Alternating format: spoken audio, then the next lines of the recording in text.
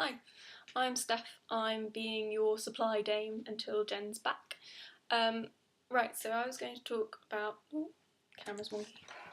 I was going to talk about the problems of the pro-choice movement, and I want to make clear I'm obviously really pro-choice myself, and but I think you can't talk about any movement without discussing its flaws, because that's how crap stuff happens.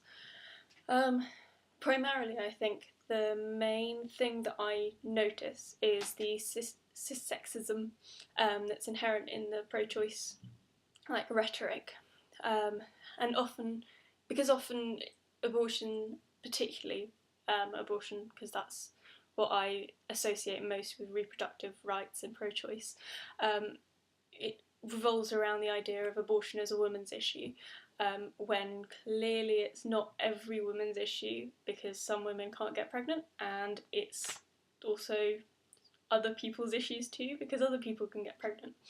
And I think a lot of the idea of abortion as a woman's issue comes from a position of privilege, where you kind of, because if you come from a position of cis privilege, you just ignore that you're not being inclusive enough. But then often when people are called out on it, that's when it gets really uncomfortable, because often the cis-sexism that's used in pro-choice rhetoric is then defended by saying that the anti-choice side is really misogynistic and is motivated by misogyny, and therefore abortion is a women's issue, or any other reproductive issue are women's issues, because the other side see them as women's issues, so we should too.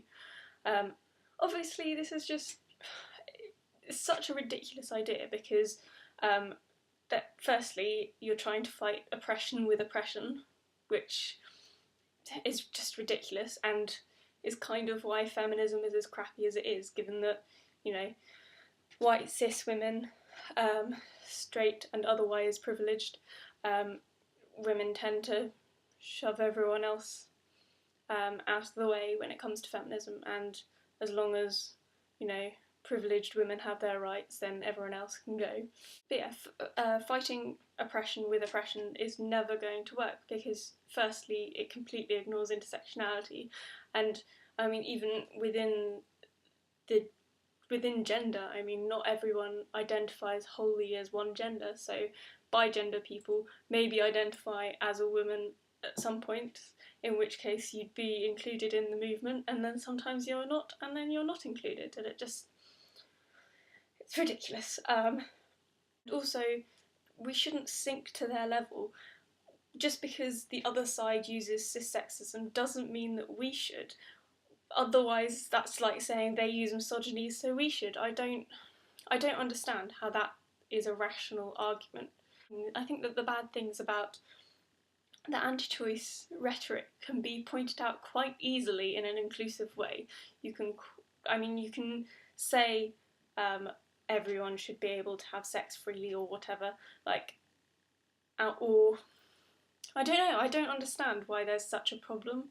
I can understand not being inclusive because you're coming from a point of ignorance and privilege, and you don't know about it, or accidentally not being inclusive, but then constantly justifying your oppressive behaviour by saying the other side are oppressive, so we need to use their tactics.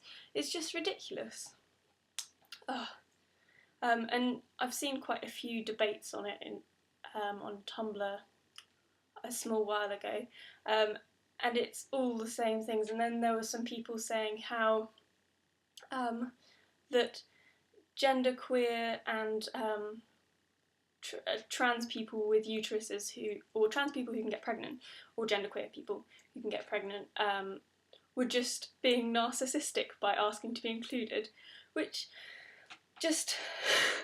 not wanting to be erased is not narcissistic. Being erased is really harmful. Being erased feels horrible, and it completely denies the fact it's painting them as women when they are not women, and it's just doing the same things as the anti-choice side are doing. I'm looking forward to being on Team Dame for a while until Jen's back. See you next week.